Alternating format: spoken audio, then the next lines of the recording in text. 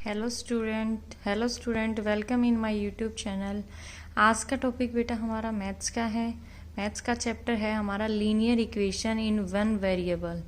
इसमें हम इक्वेशंस के बारे में जितना आपने लास्ट क्लासेस में पढ़ा उससे आगे सीखने वाले हैं। देखो, सबसे पहले हमें इसमें क्या है, जो इसका इंट्रोडक्शन है, पहले हम वो पढ़ेंगे कि हमें इसमें क्या बताया गया है इसके बारे में। ठीक है बेटा। इसमें ये कह रहा है कि आपने जैसे पहली वाली क्लासेस में पढ़ा है, हमने क्या किया है, अलजेब्रिक एक्सप्रेशन और इक्वेशंस देखी हैं। ठीक है बेटा। वो आपको एक्सप्रेशंस के कुछ इसमें एग्जांपल दिए हैं, जैसे कि ये हमारे 5x 2x minus 3 3x plus Y, ये हमारे पास कुछ एक्सप्रेशन दे रखे हैं। ठीक है बेटा, इक्वेशंस हैं। इसमें देखो some example of equations are, इसके कुछ एग्जाम्पल दे रखे हैं, जैसे 5x इज इक्वल टू 25। ये तो हमें पता है, ये जो साइन होता है ये हमारा किसका होता है, इक्वलिटी का। ये इन दोनों के बीच में इक्वलिटी का साइन होता है। ठीक है बेटा। अगला है 2x minus 3 is equal to 9। ठीक है। 2y plus 5 by 2 is equal to 37/2। ऐसे हमें ये इक्वेशंस देता है, जो कि नॉर्मली हमने लास्ट क्लासेस में भी इनके बारे में थोड़ा कुछ पढ़ा होगा। उसी में अब हम आगे करेंगे। लीनियर इक्वेशंस हमें जो कुछ हैं वो ऐसे दे रखी है एक्सप्रेशन हमारे पास, जैसे 2x प्लस 1 3y माइनस 7। ये हमारे पास क्या है बेटा, लीनियर एक्सप्रेशन है। ठीक है। अब इससे आगे हमें दे रखा है these are not linear expression. ये हमारे लीनियर एक्सप्रेशन नहीं है, क्योंकि इसमें बेटा हमें इसकी power x² plus 1 y plus y square 1 plus z square plus z की पावर 3। लीनियर इक्वेशन में क्या होता है बेटा, ये लीनियर एक्सप्रेशन क्यों नहीं है, since highest power of variable, इसके अंदर वेरिएबल की हाईएस्ट पावर ग्रेटर देन, मतलब बड़ी है किससे, 1 से। ठीक है, इसलिए नहीं है बेटा। अब such equations are known as linear equation in one variable. ये कौन सी होती हैं, जो हमारी इक्वेशंस के अंदर वन वेरिएबल में होती है ना, तो वो लीनियर इक्वेशंस होती हैं। ठीक है बेटा। अब आगे हमें दे रखा है, जैसे कि हमें कोई भी इक्वेशन दी रखी होती है, उसको हम कैसे पढ़ते हैं, उसमें कौन क्या होता है वो हमें इसमें बताया गया है। देखो, ये हमारा क्या होता है, वेरिएबल होता है। ये क्या होता है, हमारा वेरिएबल होता है। ठीक है।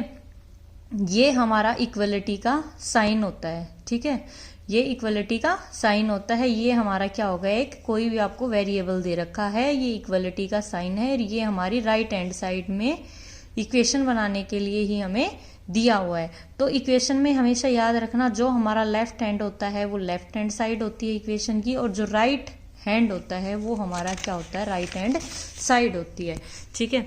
इसी में आगे आपको दे रखा है बेटा, left hand side right hand side हमने दोनों पढ़ लिया है।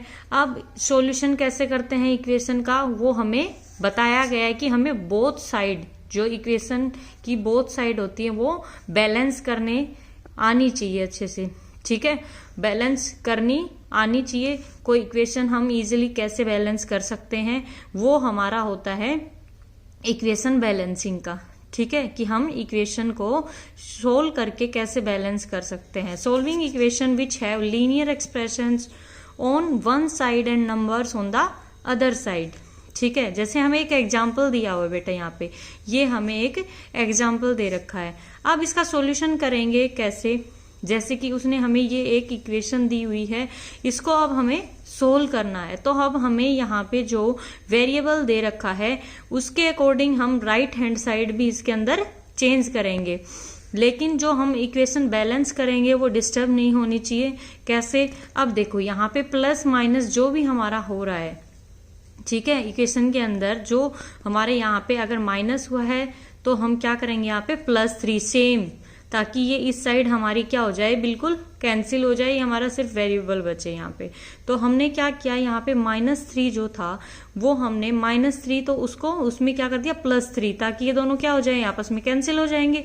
तो वो दोनों जब भी इक्वेशन बैलेंस करनी पड़ेगी तो दोनों साइड सेम करके चलना पड़ेगा, क्योंकि अभी अभी हमने पढ़ा था कि इक्वेशन बैलेंस होनी चाहिए, डिस्टर्ब नहीं होनी चाहिए। इट मीन्स ये थोड़े ना कि हम इस साइड कर देंगे और इस साइड नहीं होगा, ये गलत हो जाएगा। तो हमें दोनों साइड बैलेंस करनी होगी। हमने दोनों साइड इसमें +3 किया, तो अब यहाँ पे कितना आ गया हमारा 10, और ये तो हमारे माइनस प्लस कैंसिल हो गए।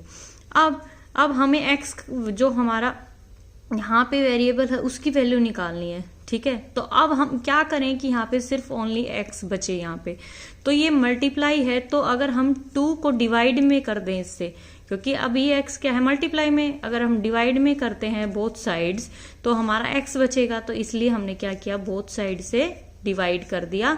तो वेरिएबल की वैल्यू कितनी आ गई, हमारे x की वैल्यू कितनी आ गई 5। ऐसे हम इक्वेशन बैलेंस करते हैं।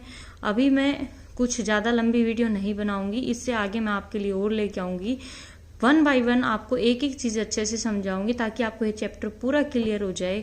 तो बेटा बिल्कुल ध्यान से देखना और मेरे साथ जुड़े रहना, पूरा अच्छे से चैप्टर आपको क्लियर हो जाएगा। And in last, thanks for watching my channel. Thank you.